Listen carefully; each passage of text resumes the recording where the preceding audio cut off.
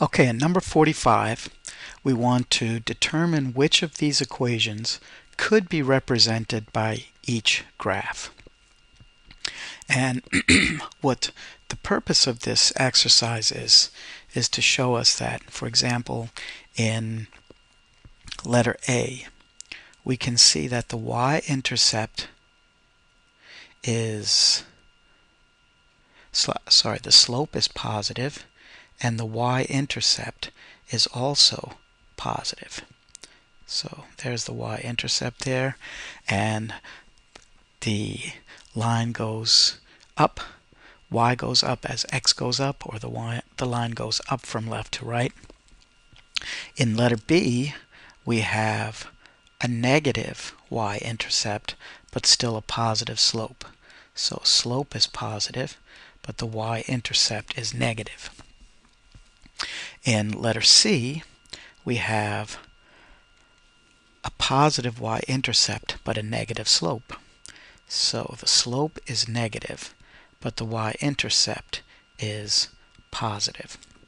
And finally, in letter D, we have the y-intercept is negative and the slope is negative.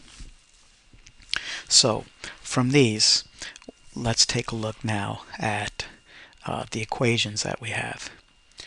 In y equals negative 3x plus 8, we have a slope is negative, and we have a y-intercept is positive. So let's see what we have that matches that criteria. That would be C. Letter C could be the graph of that. Y equals negative x minus 4/3. There we have a slope is negative and a y-intercept is negative as well. And so that could only be letter D. That could go with that.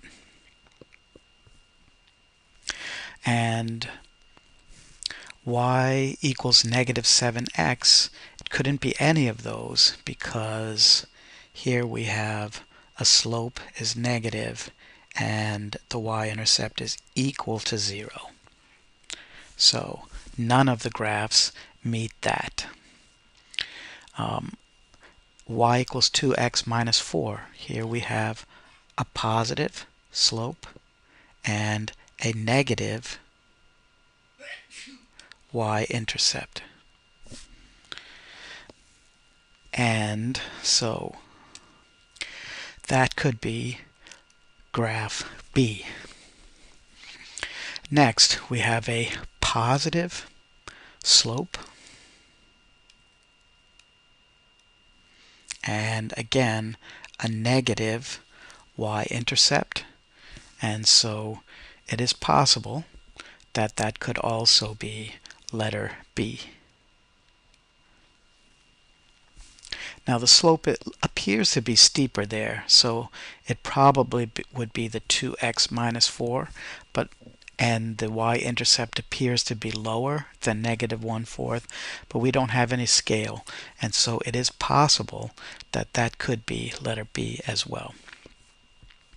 All right, in y equals 1/3 x plus 5, there we have a slope that is positive and a y-intercept that is positive, so that could be letter A. And finally, or the last two, we have a negative slope and a negative y-intercept, and so that could be letter D.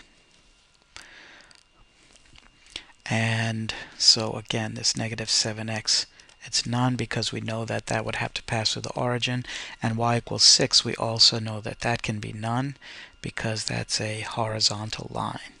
And so none of the graphs we can see are horizontal lines.